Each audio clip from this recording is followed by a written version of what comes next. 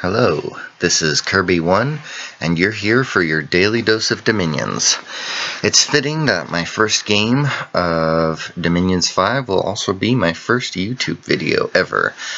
I'm going to try something a little different from your typical YouTubers. You'll see videos with people, not to name names, but ending with the likes of Tactic or Tactics or Cree, not to be confused with Jaffa Cree, which, on an unrelated note, would actually be an awesome gamer tag, but I digress. The point of these videos is going to be just doing a one turn a day kind of thing, and so the videos will be pretty short, probably between only 5 and maybe upwards of 10 minutes tops.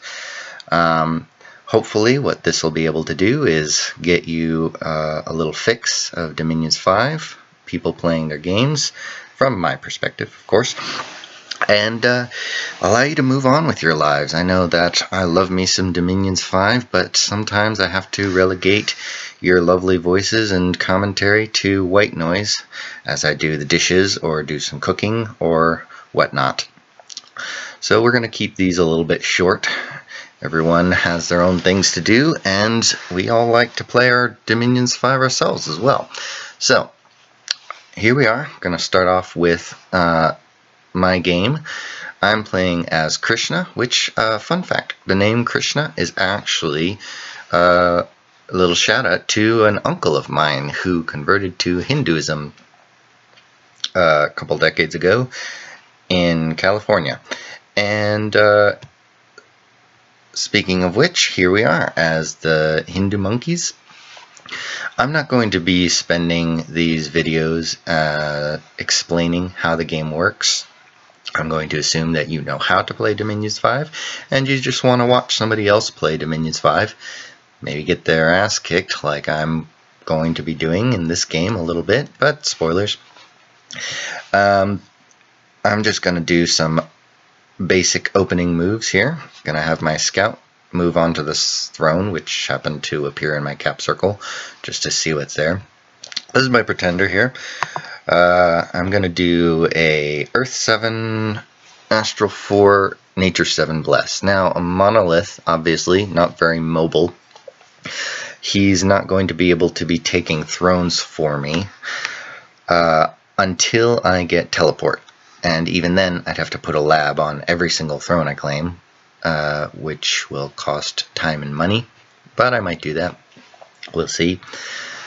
In any event, he's mostly going to be there for research and summons, and forging magic items too. I'm going to turn my guerrilla commander into a prophet. I'm going to not set up anything for my army right now. I'm going to be recruiting these guys.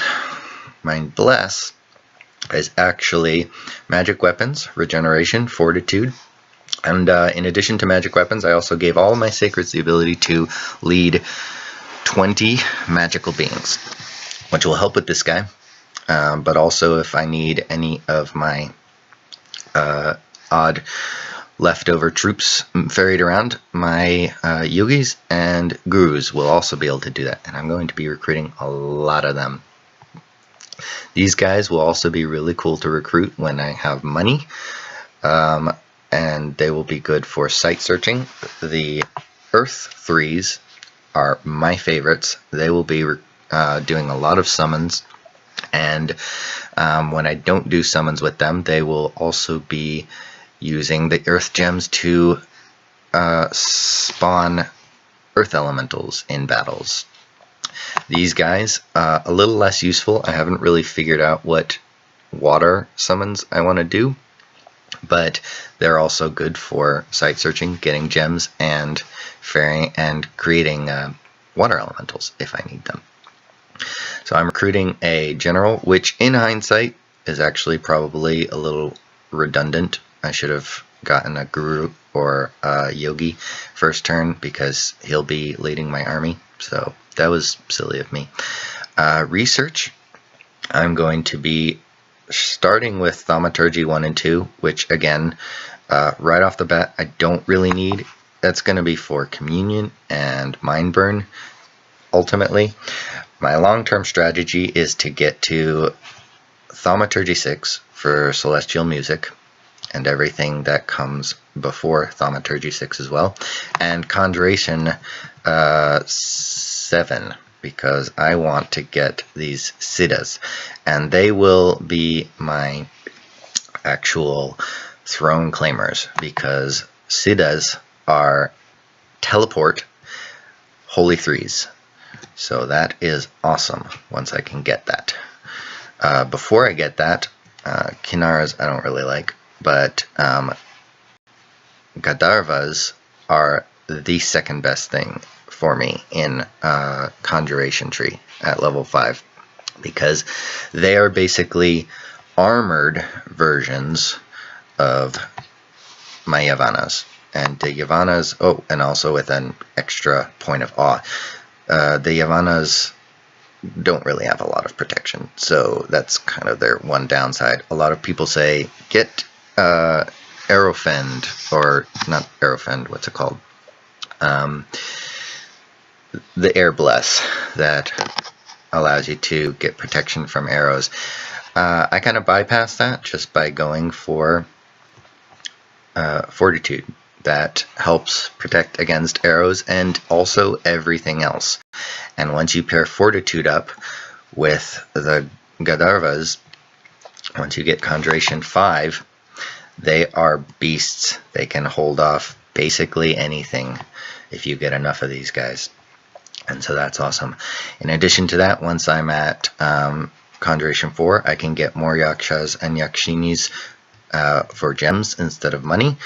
And at level 3, I can get Asparas are okay, but a herd of elephants are really good, and as smaller tramplers, herd of buffaloes if I need them, because herd of elephants is kind of expensive. But with herd of elephants, I can actually get a lot of elephants with him, because he pumps out more with his Nature 7. Alright, well, let's see, mercenaries. I didn't get any mercenaries basically all game, and I'm not going to. I'll get into who I encounter and who the other players are as I encounter them. And so for the first turn, that's just going to be it. And I'll wrap it up there and see you guys tomorrow. Have a good night.